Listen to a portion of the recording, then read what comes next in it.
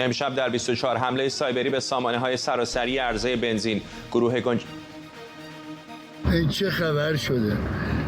2 ساعت 3 ساعت اینجا ایستادیم، آخری نتونستیم بنزین بزنیم. یعنی چه خبره؟ گروه گنجشکک درنده مسئولیت این حمله رو بر عهده گرفته. ابراهیم رئیسی دستور پیگیری داد. ورود ناوشکن آمریکا به دریای سرخ همزمان با ادامه حملات حوثی‌های یمن، شرکت‌های حمل و نقل مجبور به تغییر مسیر از کانال سوئز به دماغه امید نیک شدند. تأکید واشنگتن بر حمایت قاطعانه از اسرائیل. وزیر دفاع آمریکا میگه حمایت از غیر نظامیان در جنگ هم یک وظیفه اخلاقی، هم یک ضرورت استراتژیک. از واشنگتن دی سی این 24 است با فرداد فرحزاد. بینندگان ایران اینترنشنال در ایران و سراسر جهان سلام و وقت بخیر. بعد از اختلال گسترده و سراسری در جایگاه‌های سوخت شهرهای مختلف ایران و توقف کامل عملیات سوخت‌رسانی به وسایل نقلیه، گروه هکری گنجشکک درنده مسئولیت حمله سایبری به سیستم سوخت‌رسانی ایران رو بر عهده گرفته. هکرهای این گروه گفتن علاوه بر از کار انداختن این سیستم به اطلاعاتی مثل شناسه ایستگاه‌های سوخت و شبکه روابط مدیریت ایستگاه سوخت دسترسی پیدا کردند. خبرگزاری تسنیم با تاکید بر سراسری بودن اختلال گفته عرضه بنزین و گازوئیل در برخی جایگاه‌ها متوقف شده و امکان استفاده از کارت‌های سوخت شهروندان وجود نداره. گروه گنجشکک درنده پارسال هم به سیستم‌های شرکت فولاد خوزستان، شرکت فولاد مبارکه اصفهان و شرکت فولاد هرمزگان حمله کرده بود. این صف فروش بنزینه، می‌بینید چه صف طولانی تشکیل شده. امروز هم 27 آذر ماه 1402 شهر اهواز. شلوغی و صف تو جایگاه سوخت کرمانشاه 27 آذر 1402.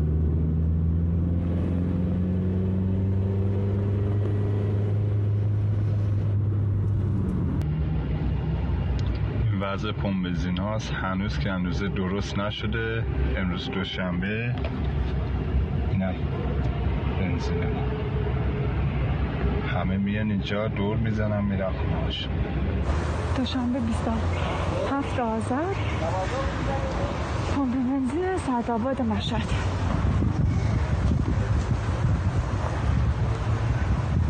تعطیله. 27/9/1402 اینطور که میگن تمام پمپ بنزینو هک شده، هکرها هکش کردن.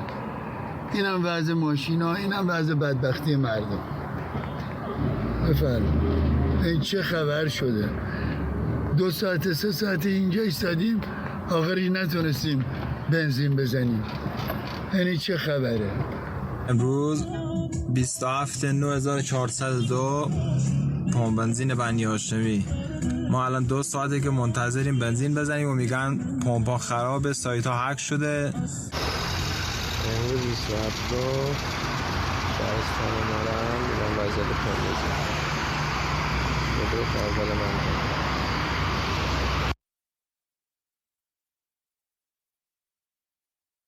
حجت فدایی کارشناس اینترنت و فناوری از ونکوور و عطا حسینیان روزنامه‌نگار اقتصادی از برلین با ما هستن. با آقای فدایی شروع می‌کنم. آقای فدایی، چیزی که برای من جلب توجه کرد اینه که عجیبه و جالبه که کشوری به این پهناوری اینقدر سیستم متمرکزی داره که همه کشور رو میتونه از پا بندازه.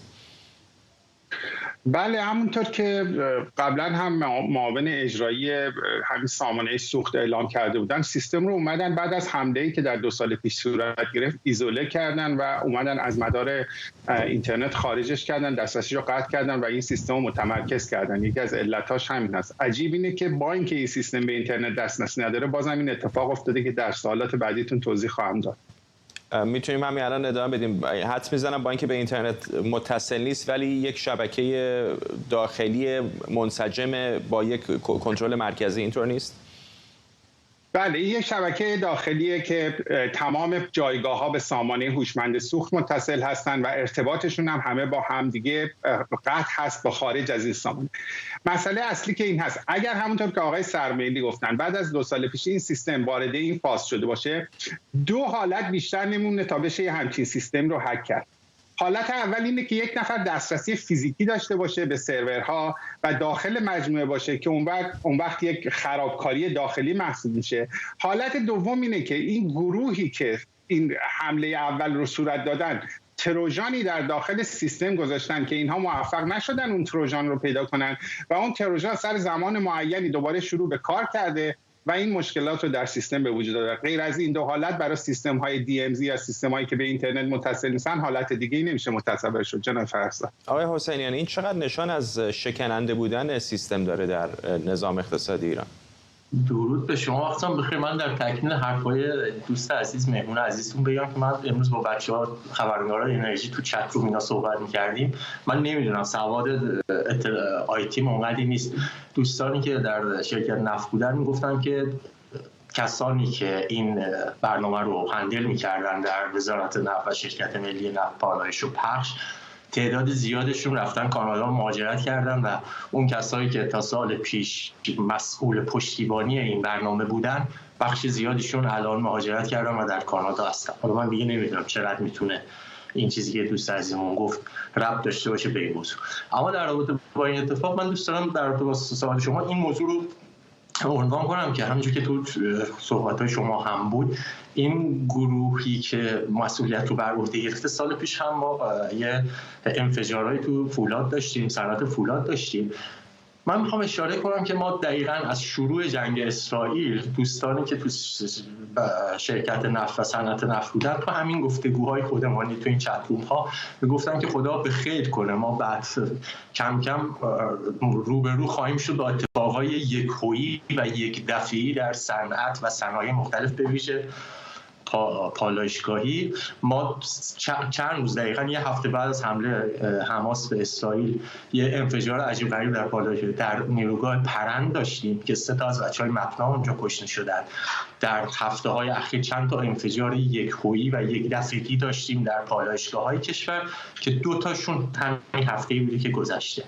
من حس می‌کنم که ساختار خیلی فشله. انقدر ساختار امنیت سایبری جمهوری اسلامی فشله و پولی هزینه نمیشه و اگر همیشه دست یک عده‌ای میره که عملاً میان کار رو میگیرن، پروژه رو میگیرن، نیروهای خودی ان، فاکتورهای عجیب و غریب رو میگیرن، فاکتورها رو میدن خدمت آقایون، پولا رو به جیب میزنن، نتیجهش چیزی که عاید نظام کشور این سیستم ها میشه چیزی که الان داریم میبینیم به این فشلی و به این درب و داغونیه.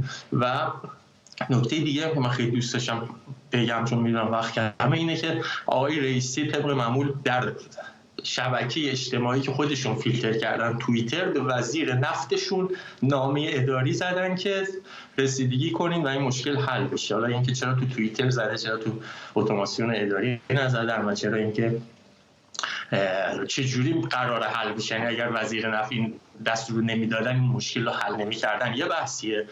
و اینکه آقای رئیسی سال پیش دقیقاً همین موقع یه اطلاعیه هم داده بود، یه نامه‌ای هم زده بود که درخواست کرده بود که فقر مطلق کشور تا امسال باید ریشه‌کن بشه که فکر می‌کنم اون باید و این باید و بایدهای بعدی که ایشون می‌نویسن و در این شبکه‌ها می‌ذارن نتیجهش همین میشه که مردم ایران اینجوری اسیر شدن و معلوم نیست چه وضعیتی در جایگاه بنزین تا فردا اتفاق بیفته. آقای فدایی، به گمانم مسئولان جمهوری اسلامی هم میدونن که وقتی موضوع مهمی مثل شبکه سوخت‌رسانی اینقدر نظام متمرکز شبکه‌ای داره، بحران‌های این چنینه خب میتونه خیلی هزینه سنگینی داشته باشه. چقدر منصفانه است به نظرتون اگر بگیم یه مشکل بحرانی امنیت شبکه داره به طور کلی ایران؟ ببینید جناب فرزاد، در این مورد خاصی سری گزارهای معنادار هست که اگه کنار هم بذاریم میفهمیم از کجا ضربه خوردن. یکی عکس هایی که این گروه منتشر کرده، نوع اطلاعاتی که بهشون دسترسی پیدا کرده، مدت زمان ترمیم، زمانی که این اتفاق 2 سال پیش افتاد 50 خورده ساعت طول کشید تا سیستم کاملا به حالت اول برگشت و الان هم میبینیم که داره زمان میبره. این نشون دهنده اینه که یه بخش بزرگی از دیتا از بین رفته.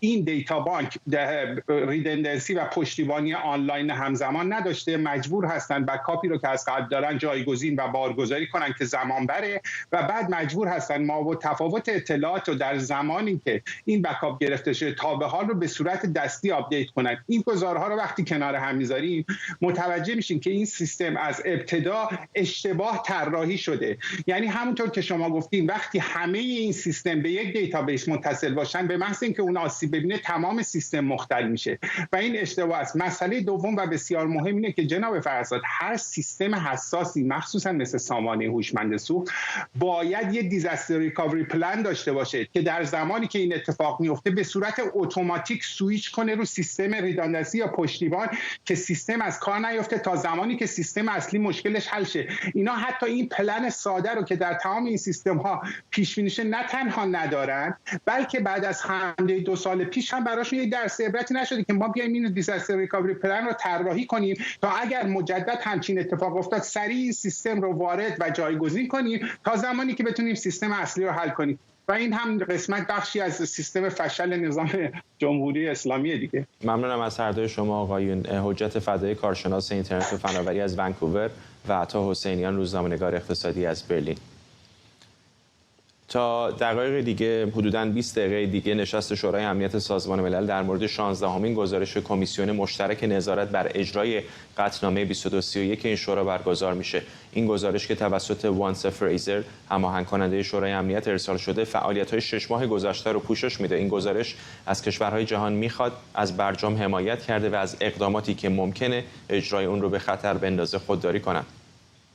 مریم رحمتی همکارم از مقر سازمان ملل متحد در نیویورک به ما پیوسته. مریم، چه میدونیم در مورد این نشست و اینکه چه در اون گفته خواهد شد؟ فرداد، امروز قطعا روز شلوغی هست در شورای امنیت سازمان ملل، مخصوصا جلساتی که متمرکز هست بر روی ایران و همچنین حوثی‌های مورد حمایت جمهوری اسلامی ایران.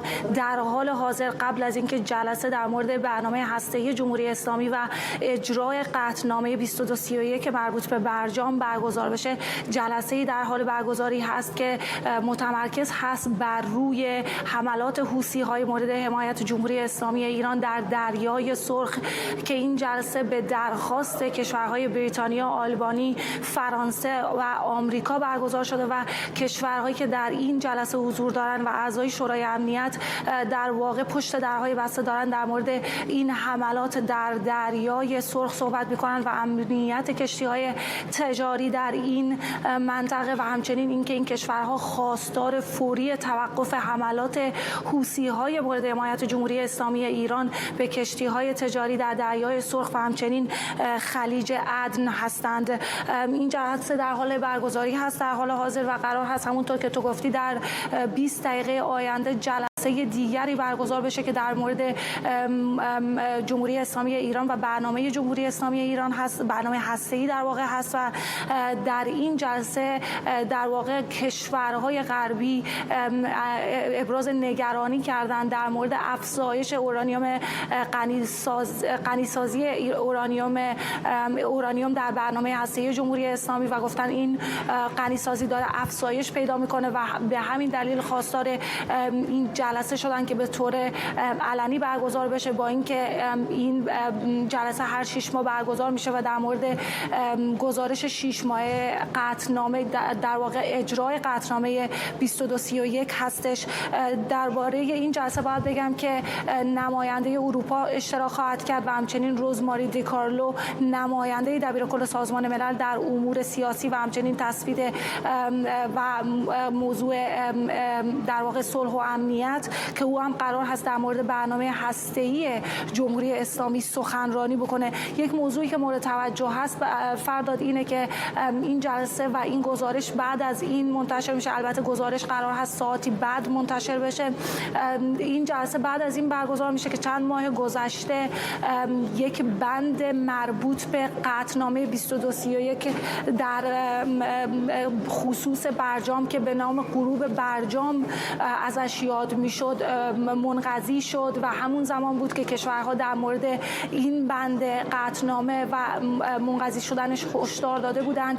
این بند مرتبط میشد به برنامه موشکی و برنامه بالستیک جمهوری اسلامی ایران که البته همین موضوع حوثی‌ها و حمایت تسلیحاتی جمهوری اسلامی هم بهش مرتبط میشد که همون زمان کشورهای اروپایی از جمله آلمان، فرانسه و بریتانیا اعلام کردند که جداگانه در کنار ایالات متحده آمریکا تحریم‌هایی رو خواهند گذاشت بر روی برنامه موشکی و بالستیک جمهوری اسلامی که امروز احتمال میره که در جلسه‌ای که برگزار بشه در مورد همین حملات حوثی‌ها در دریای سرخ دوباره بحث و گفتگو بشه. اما دوباره اگه بخوام برگردم و بیشتر صحبت بکنم در مورد موضوع حملات موشکی حوثی‌ها در دریای سرخ، این نگرانی‌ها داره افزایش پیدا میکنه. مخصوصا امروز دوشنبه کشورها به شدت در این مورد ابراز نگرانی کردن. دفتر دبیرکل هم در مورد این موضوع ابراز نگرانی کردن. با هم ببینیم بخشی از صحبت‌های سخنگوی دبیرکل سازمان ملل رو در پاسخ به سوال من در مورد حملات حوثی‌های مورد حمایت جمهوری اسلامی. ما از آغاز این چرخه درباره خطر بالقوه سرایت درگیری به منطقه بارها ابراز نگرانی کرده بودیم. از آنجایی که حملات در دریای سرخ یکی از موضوعات نگران کننده برای ما بوده، ما حمله به کشتی‌های تجاری در این دریا رو هم محکوم کردیم. حرکت آزادانه کشتی‌ها برای اقتصاد جهانی حیاتی است. همچنین بخشی از قوانین بین‌المللی به کشتی‌ها اجازه میده که آزادانه در آب‌های بین‌المللی حرکت کنند. علاوه بر این، خطر بالقوه یک فاجعه درباره تانکرهای نفتکش وجود داره. این موضوع خیلی نگران کننده است و ما خواستار متوقف شدن این حملات هستیم. ممنونم از مریم رحمتی خبرنگارمون در مقر سازمان ملل. صحبت‌های استفن دوجاریک سخنگوی دبیرکل سازمان ملل رو شنیدید در پاسخ به خبرنگارمون مریم رحمتی در سازمان ملل. حملات حوثی‌های یمن به کشتی‌ها در نزدیکی تنگه باب المندب روز دوشنبه هم ادامه پیدا کرد و این گروه از حمله پهپادی به کشتی سوان آتلانتیک و MSC کلارا خبر دادند. رویترز میگه ادامه این حملات تجارت جهانی رو از طریق کانال سوئز مختل کرده.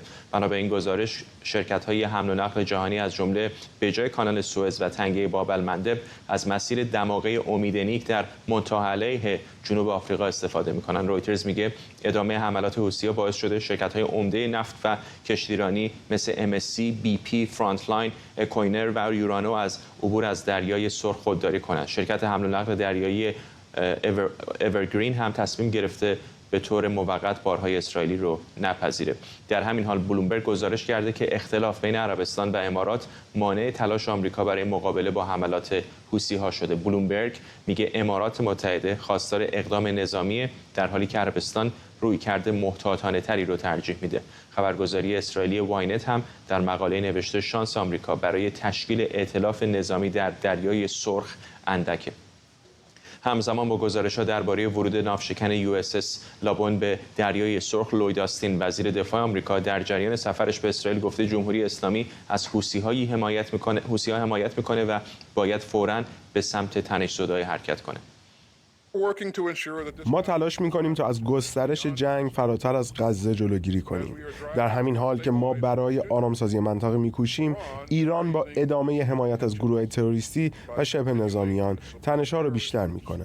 حملات گروه‌های وابسته به ایران امنیت مردم منطقه رو به خطر می‌اندازه و احتمال درگیری‌های بیشتر رو ایجاد می‌کنه. البته آمریکا به دنبال جنگ نیست و ما از ایران می‌خوایم که برای کاهش تنش‌ها گام برداره. حسین آریان تحلیلگر امور نظامی و راهبردی از نیوکاسل با ماست. آقای آریان، به نظرتون چقدر حوثی‌ها محاسبهشون پرخطر بوده تا اینجا؟ برای اینکه یکی از مهمترین مسیرهای تجاری دنیا رو به مخاطره انداختن. به این سادگی‌ها هم نیستش که همه نفتکش‌ها و همه کارگوها کشتی‌های تجاری بخوان از مسیر جنوب قاره آفریقا طی مسیر بکنن برای رسیدن به دریای مدیترانه. چقدر ممکنه معادلات تغییر بکنه و وارد یک رویارویی بشن با قدرت‌های خارجی؟ خب امکان رویارویی هست. ببینید این شرکت‌هایی که شما نام بردین شرکت‌های بسیار مهمی هستند، از جمله شرکت دانمارکی مرسک. اینا همه مسیرشون رو یعنی تردد دریاییشون رو از طریق دریای سرخ متوقف کردن. این یعنی هزینه بسیار زیاد برای این کشتی‌ها. هزینه بیمه میره بالا. خدمه ممکنه در میدان محلی رو که جنگ در جریان است اونجا کار نکنن. قیمت نفت رفته بالا و به طور کلی اختلالات ایجاد میشه در عرضه و تقاضا در بازار. شما یک کشتی که از طریق مثلا شانگهای داره میره به روتردام، این با یه سرعت متوسط مثلا 25 روز طول میکشه، ولی از طریق دماغی امید نیکه میره این 32 روز طول میکشه، یعنی 7 روز بیشتر باید دریانوردی بکنه. تمام اینها اثرات ثانوی هم داره. حالا موقع کریسمس ماه دسامبر، ژانویه تا فوریه هم به همین صورت این اختلالات به وجود بیاد. از طرف دیگه از نظر امنیتی این برای آمریکا و همینطور برای اسرائیل و دیگر کشورها هم مهم هست. اگر ادامه بدند به این کارهای خودشون، امکان درگیری نظامی از طرف آمریکا هست، ولی ما میدونیم که در گزارششون هم بوده عربستان سعودی با این موافق نیست. یعنی عربستان سعودی با امارات که در ارتباط با مسئله حوثی‌ها در یک ائتلافی بودند اختلاف نظر دادن. عربستان ترجیح میده که این کار رو به باور من از طریق جمهوری اسلامی انجام بده. یعنی جمهوری اسلامی فشار بیاره به حوثی‌ها که حملات خودشون رو قطع بکنن. هم با جمهوری اسلامی داره روابطش رو بهتر میکنه. میدونیم که آقای عبداللهیان با فیصل بن فرهان تو ژنو با هم مذاکره کردن. 2 روز بعدش آقای باقری کنی با همتای عربستان سعودی خودش به عنوان معاون وزیر و همینطور معاون وزیر امور خارجه چین در پکن با هم دیگه ملاقات کردن. همه اینا میتونه کمک بکنه. عربستان این راه را ترجیح میده برای اینکه اون موضوع آتش بس بعد از نزدیک به 7 سال و نیم جنگ داخلی برای عربستان مهمه که اینو نگه داره و اگه باعث تشدید بشه اون وقت حوثی‌ها میتونن توجهشون رو متوجه عربستان بکنن. مثلا همون کاری رو که در ارتباط با تأسیسات آرامکو کردن یا دوباره موشک پراکنی به داخل خود خاک عربستان. اینها موضوعی است که عربستان با آمریکا تفاوت داره. آمریکا دنبال یک نیروی رزمی ترکیبی است 153 که داره اونو تقویت میکنه. عربستان سعودی دنبال راه حل سیاسی است که اگر بتونه از طریق ایران این کار رو انجام بده. آقای آریان در همین رابطه خبری فوری داریم. کمی پیشتر سخنگوی حوثی‌ها به خبرگزاری رویترز گفته بود که مذاکرات غیر مستقیمی با طرفای از جمله ایالات متحده برای کاهش به گفته او عملیات ما در دریای سرخ در جریان هست.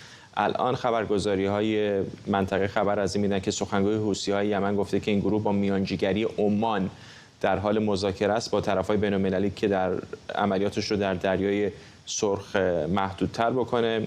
در ادامه هم بازم همین سخنگوی حوثی‌ها گفته که کشتی‌هایی که برای تردد در دریای سرخ همینطور دریای عمان در ترددن در امانن مگر اینکه متعلق به اسرائیل باشن. چقدر به نظرتون نشان از این داره که زنگ خطر برای حوثی‌ها به صدا در اومده و عقب نشینی خواهند کرد؟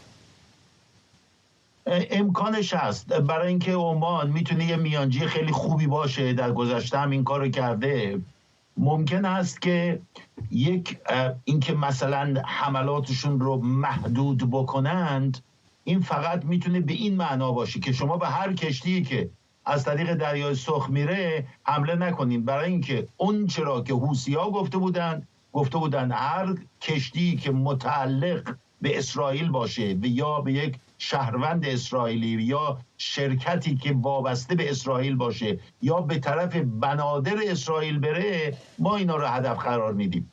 ولی حالا به نظر میرسه که هر کشتی که داره از طریق دریای سرخ رد میشه بهش حمله میکنن. ممکنه که این تغییرات ایجاد بشه و ممکنه باز هم فشار از طرف خود جمهوری اسلامی باشه با توجه به روابط بین عربستان و جمهوری اسلامی که از اون طریق بتونن کاری رو انجام بدن. برای اینکه هر گونه درگیری اگه صورت بگیره این وضع رو بسیار آشفته خواهد کرد. این نکته هم بگم که این نیروی به حساب رزمی 153 که دارن تشکیل میدن حالا واقعا جدی هست، برای اینکه ایتالیا و نروژ دارن فکر میکنن که ناو بفرستن. دانمارک رسما اعلام کرده که ناو خواهد فرستاد به این نیروی رزمی. آمریکا که ناو داره، بریتانیا هست و همینطور فرانسه. بنابراین اینا میتونن تا حد زیادی جلوی حملات پهپادی و موشکی رو به طرف کشتی‌ها و همینطور به طرف اسرائیل بگیرن. عربستان سعودی ناو نخواهد فرستاد به دلایل معلوم و مصر هم ممکنه در این مورد کمک بکنه، برای اینکه مصر یکی از بازنده هاست از نظر اقتصادی. سالانه 22,000 کشتی از کانال سوئز رد میشن. با توجه به این شرکت هایی که حالا مسیر ترددش خودشون رو عوض کردن از طریق دماغه امید نیک، مصر درآمد به حساب از این ترانزیتش کاملا افت خواهد کرد. حالا یه چیز جالبه، همین حین صحبت با شما داشتم رهگیری می‌کردم، کشتی‌هایی که همین الان دارن رد میشن خیلی هاشون در اون چند کاراکتری که میتونن روی ترانسپوندرشون در مورد مقصدشون بنویسن، به جای مقصد در بسیاری از موارد یکی دوتا هم نیستن، تعداد زیادیشون نوشتن که کشتی حامل گارد مسلح هست روی خود عرشه کشتی. ممنونم از شما حسین آریان، تحلیلگر امور نظامی راهبردی از نیوکاسل با ما. وزیر دفاع آمریکا در دیدار با نخست وزیر اسرائیل با تکرار تعهد قاطعانه این کشور به اسرائیل خواسته ارسال کمک‌های بشردوستانه به غزه فعالانه ادامه پیدا کنه. لوید آستین گفته نیازهای 2 میلیون آواره در غزه باید مورد توجه قرار بگیره. بعضی ناظران میگن هدف از این سفر آستین به اسرائیل تلاش برای عدم گسترش جنگ در منطقه و تبدیلش به یک درگیری محدودتره. حمایت آمریکا از امنیت اسرائیل غیر قابل تزلزله. اسرائیل تنها نیست. حماس به وضوح و با صدای بلند دیدگاهش رو درباره رفتارش در آینده بیان کرده. 7 اکتبر بارها و بارها اتفاق خواهد افتاد. هیچ کشوری نباید چنین خطری رو تحمل کنه و اسرائیل حق داره در برابر یک گروه تروریستی متعصب که هدفش قتل عام یهودیان و ریشه‌کن کردن دولت یهوده از خودش دفاع کنه. حماس هرگز نباید دوباره قادر به انجام عملیات ترور از خاک غزه به اسرائیل باشه. حفاظت از غیر نظامیان فلسطینی در غزه هم یک وظیفه اخلاقیه و هم از نظر استراتژیک مهمه. ما بر حفاظت از غیر نظامیان در جریان درگیری‌ها و افزایش جریان کمک‌های بشردوستانه به غزه تاکید می‌کنیم. ما تلاش می‌کنیم مطمئن بشیم این درگیری فراتر از غزه نره.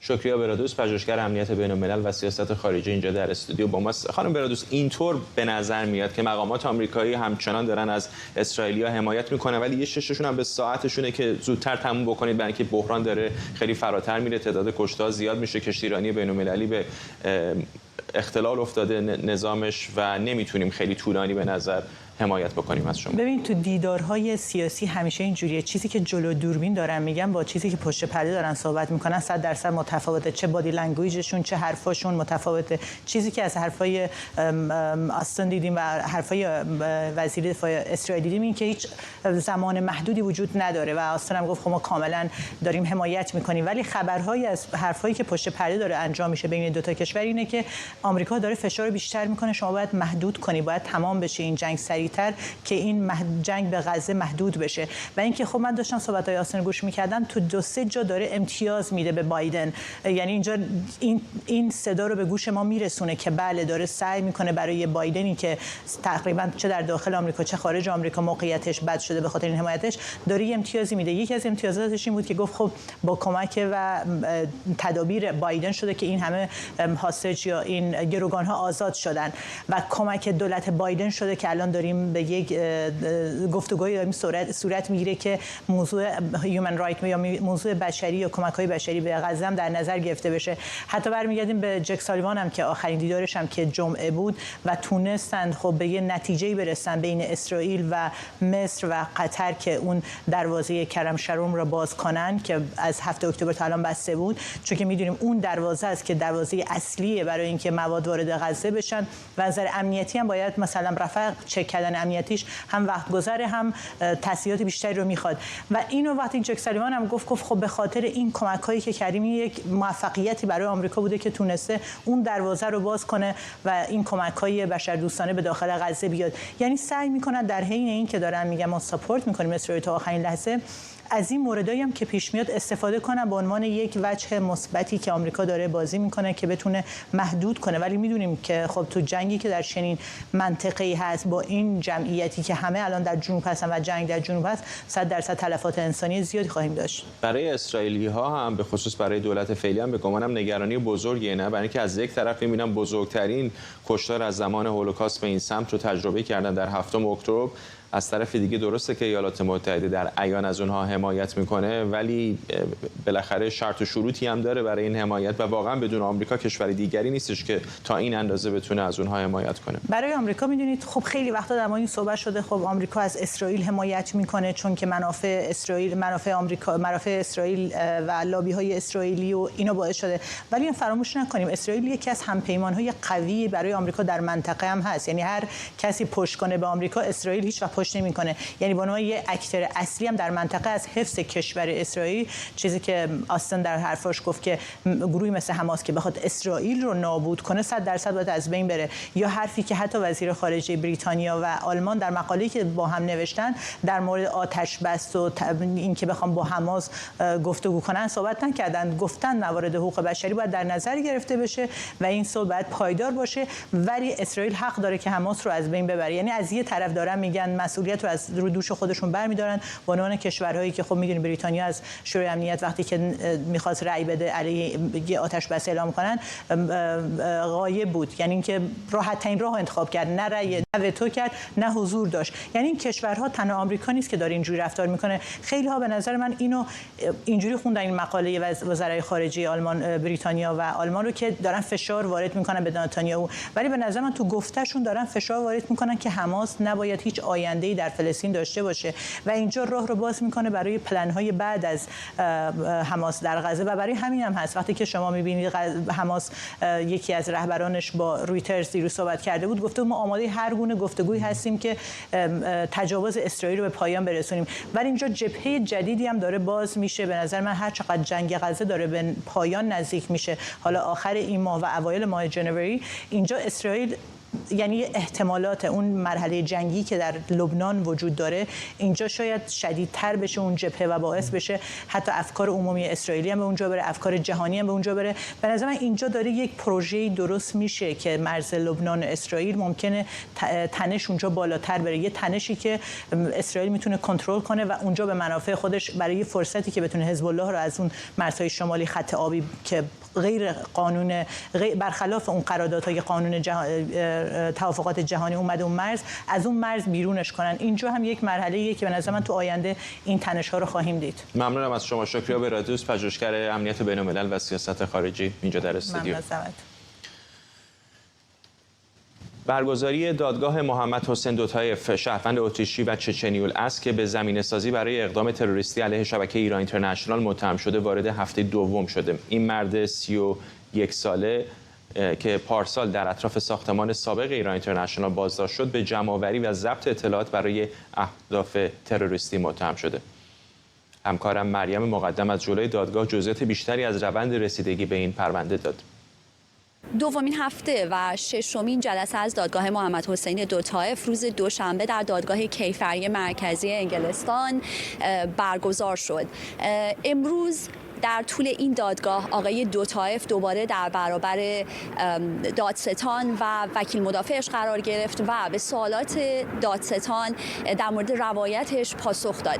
دادستان او رو به چالش کشید، روایت او رو به چالش کشید، از جمله این که از او پرسید چرا در روز شنبه که آخر هفته محسوب میشه در غرب و در اروپا به ساختمان ایران اینترنشنال، جایی که آقای دوتایف میگه افرادی که از او کلاهبرداری کرده بودن به او گفته شده بود که در اون ساختمان هستند رفته.